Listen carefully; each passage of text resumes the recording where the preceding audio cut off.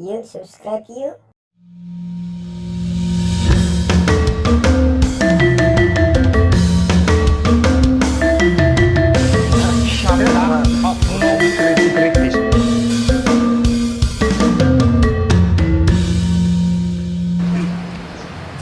Nah, selanjutnya saya pengen tadi kan baru disebutkan tuh hak anak itu salah satunya adalah pendidikan. Ya.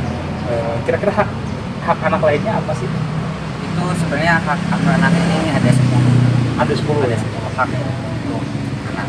Itu hak mendapatkan pendidikan, identitas, mendapatkan akses kesehatan yang Layak. baik, yang layak, hak untuk mendapatkan makanan yang bergizi. Makanan bergizi. Ya. Ya. Bagaimana kalau mereka kurang secara ekonomi, nggak dapat makanan bergizi? Ya. Orang tuanya kena pasal? Enggak. Pada akhirnya kan pemerintah juga harus berperan. Oke. Atau masyarakat lingkungan kenapa dia tidak? Kenapa dibiarkan? Dibiarkan. Pak RT kaya sendiri. Nah, misalnya. iya. Itu sebenarnya norma di kita tuh udah selesai, cuman banyak pembaruan itu jadi eksklusif sendiri gitu. Betul. Gitu. Terus dari tadi 4 apa? Makanan bergizi, Hak untuk mendapatkan Imunisasi. rekreasi, itu rekreasi. rekreasi. Hak kan hak anak untuk mendapatkan rekreasi. Kalau rekreasi tenang saja, itu sudah diwakili oleh paman odong-odong. Rekreasi Ya. murah meriah itu. Salah satunya itu. Jadi tugas akang agak mudah di situ. Paman odong-odong suruh, oh di situ kurang rekreasi, mangkat itu. Bermain, hak bermain, mendapatkan rekreasi. Oh, rekreasi. Komplek ini kurang rekreasi. Kurang rekreasi. Odong-odong seru. Terus badut-badut yang itu datang ke sana. Yang beraga pindah dulu. Dijurikan. Taman lalu lintas. Taman lalu lintas. Rekreasi untuk bapak-bapaknya. Mau difasilitasi juga bapak-bapaknya nanti. Tidak perlu, mereka bisa nyari sendiri. Bis gede iya. Sudah gede ini. Udah tahu tempatnya. Sudah tahu tempatnya. Kalau untuk mamahnya? Kalau mamahnya nanti kita akan membuka layanan khusus untuk pemberdayaan mamah-mamah muda. Di waktu sedang. Di waktu senggang. Teman-teman di belakang ini kekar-kekar kok. Oh, iya. Untuk membantu mamah-mamah muda mendapatkan keperluan yang tidak dia dapatkan. Angkat galon bener. Salah satunya angkat galon. Nemenin jajan. Kan biasanya kalau jajan di pasar baru itu suka borongan. Jadi kita memfasilitasi, terutama ibu-ibu dari Malaysia. Lanjut ke pasar baru. Setelah rekreasi apa lagi tadi? Apa lagi ya? Apa lagi? Aku lupa ya. Sehat. Oh, Kesehatan, rekreasi, pendidikan, Ya, itulah. makanan, makanan, identitas, semuanya ya. Jadi semua lini ada. 5 lagi cari sendiri nanti. Oke, Pokoknya ada. quiz. Kalau bisa tulis di kolom komentar, nanti akan dapat piring cantik. Atau piring ganteng. Piring ganteng boleh untuk yang mamah muda tadi. Balik lagi mamah muda, kacau deh mamah muda. Nah, oke. Berarti ini untuk selama pengalaman dengan anak, kira-kira faktor apa sih yang paling bertanggung jawab, paling besar gitu untuk tumbuh kembang anak? Ya, kita kembali lagi pada orang tua, pada Orang keluarga. Keluarga. menurut Karena sehebat apapun, serepot apapun, itu harus kembali lagi ke keluarga. Keluarga adalah rumah terakhir dan rumah pertama. Dia mau jalan-jalan kemana itu balik lagi ke keluarga. Betul. Masalahnya kalau keluarganya sudah tidak mengakui anak, ya udahlah kamu pergi aja. Nah, di situ ada peran masyarakat, pemerintah kita misalnya sebagai NGO atau pemerintah kan. Di dinas sosial tadi. Dinas sosial banyak sih. Banyak nih. Oke, mana dia Luar biasa. Keluarga, masyarakat sekitar. Tapi poin-poin yang paling penting itu ya kita harus Sedikit-sedikit kan. keluarga, karena kan keluarga ya. Ya, harta terindah itu keluarga. Harta yang paling berharga adalah Mama muda. Oh, bukan ya. Keluarga. keluarga dong. Jangan nyari mama udah, pengen cepetnya aja kamu. Yang bisa didik ya. Nah, betul. Jadi berarti Paling ya fenomena kita sekarang kan susah ya, bagaimana suami bekerja, istri bekerja, anak sama neneknya, padahal neneknya sudah capek bekerja membesarkan si yang sekarang jadi ibunya, jadi bapaknya, disuruh lagi ngurus anak, ngurus cucu. Ya kalau nggak sanggup lu jangan punya anak, Tuh. jauh kan gitu. Jangan punya anak. Indonesia Kalau belum masih, siap kan. masih banyak anak-anak terlantar. Iya. Mending lu nggak usah tadi make love not babies. Iya. Tapi masalahnya di Indonesia ini budayanya adalah budaya masih kapan punya anak. Kalau yang belum nikah kapan nikah? Kita Nggak pernah pertanyaan selesai gitu. pertanyaan kapan lo? Iya. Belum lulus kapan lulus gitu kan? Oke. Itu sebenarnya basa-basi yang menyakitkan. Iya, betul. Secara tidak langsung itu basa-basi bagaimana? Oh ini gue kenal tapi gue harus memulai pembicaraan dengan nih orang nih. Apa? Dia belum nikah. Kapan nikah? Sudah nikah kapan punya anak? Jadi kadang-kadang orang nikah gara-gara tuntutan masyarakat yang menginginkan umur segitu untuk nikah. Setelah itu dia punya anak gara-gara ditanyain. Ya maksudnya itu ya, tekanan secara tidak langsung di mental bawah sadar. Punya anak, kapan punya anak, kapan ini, kapan nambah adik lagi kan? Ya. Emang gampang lu mikir Nah, itu penting adonan. dari diri sendiri yang edukasi bahwa hal-hal yang seperti itu kan ya, kalau memikirkan orang lain nggak akan selesai. Betul. Kita balik lagi kepada ya untuk saya sendiri juga sih, tidak terlalu merisaukan hal-hal yang kayak gitu. Lu ditanya kapan nikah, lu kapan mati kan? Luar biasa pedasnya mulut Iya. bapak ini ya. Kalau pertanyaan itu dibalikin lah, gitu loh. Canda-candaan. Kalau memang serius ya belum waktu, belum kasih jodoh. Betul. Lagi pula tidak semudah itu. Ada yang suka, kita suka, orang tua nggak suka. Iya. Ada yang suka, kita suka, jenis kelamin sama. Itu pengalaman. Enggak. Itu enggak pengalaman. Aduh, susah memang urusannya. Jadi faktor utama memang keluarga itu yang terjadi ya. Saya pribadi, Terus tadi aku mau nambahin yang udah sama-sama suka gitu. Ah. Ternyata dia ninggalin kan. aduh, Nikah dengan orang lain. Cang, cepengan lah. Wow. Gitu kan. Belum pernah. Belum pernah. Wow. 3 tahun berjalan. Bohong, nggak pernah.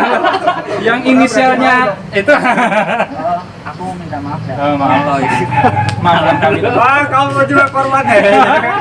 Salah satu korban. Salah satu korban.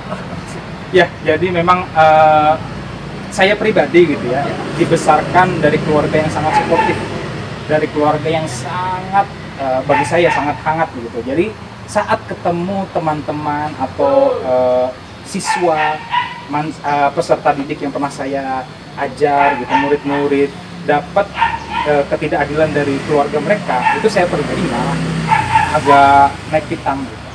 Salah satu cerita yang pernah saya ceritakan juga di luar, itu si anak ini SMA mau kuliah, tapi kuliahnya diatur sama mamahnya.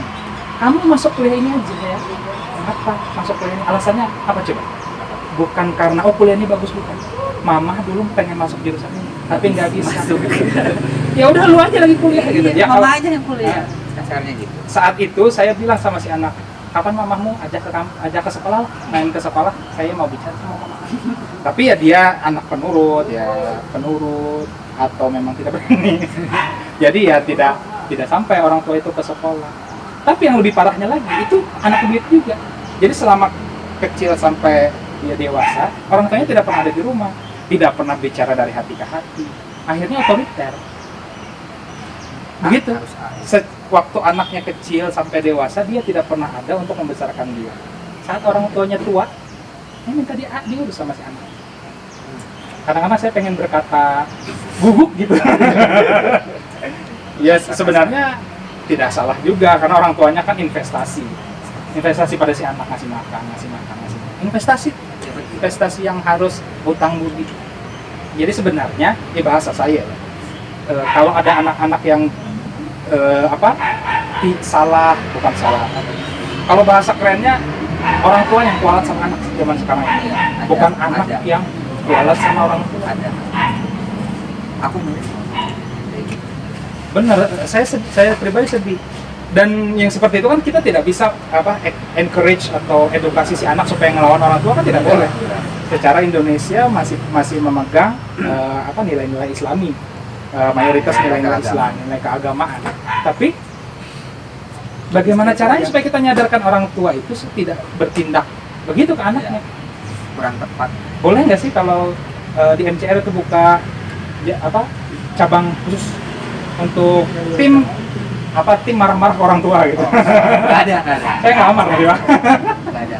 Tim marah-marah orang tua. Tapi gitu. kebalikannya juga itu, maksudnya apa ya, memang orang tuanya itu kalau anak harus ditekankan dengan norma agama terus sama orang tua, berarti orang tuanya juga harus ikut norma agama itu. Nah. Anak duit itu nggak diasuh. Nah, Bahkan lebih parah, maksudnya bukan lebih parah, kalau anak belum menikah itu kewajiban orang tua untuk menafkahi anak. betul. Kenapa Pak? Berkebutuhan. Itu sebenarnya agak sensitif saya juga dengan apa tadi yang disampaikan Kang Idam.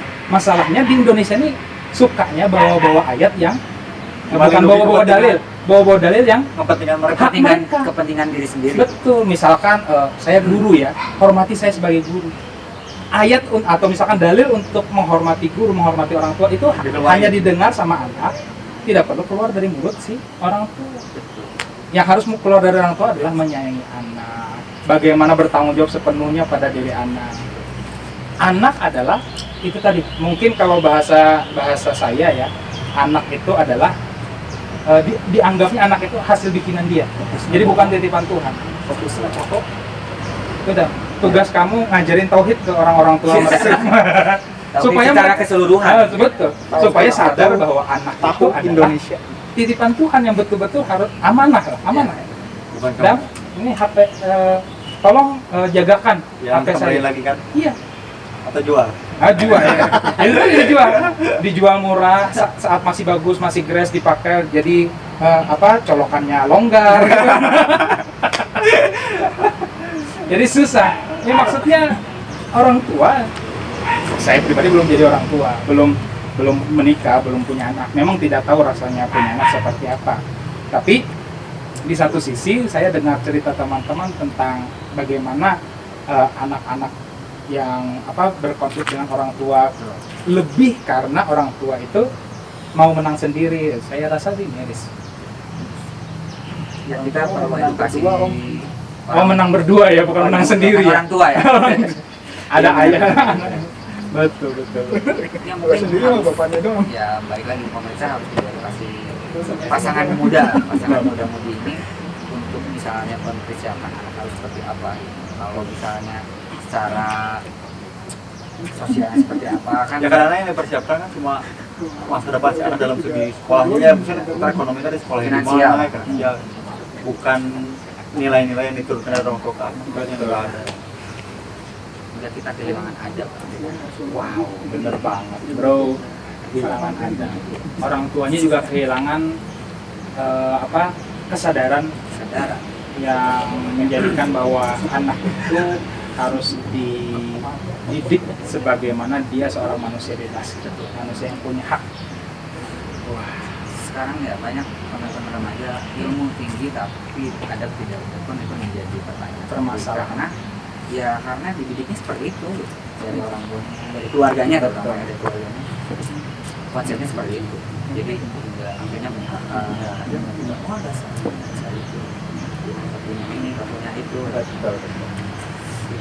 Terima kasih telah datang ke acara kami. Siap. Mudah-mudahan ini bisa jadi edukasi yang asik bagi para orang tua muda. Kita ketemu lagi pada Kautis yang selanjutnya. Bye bye.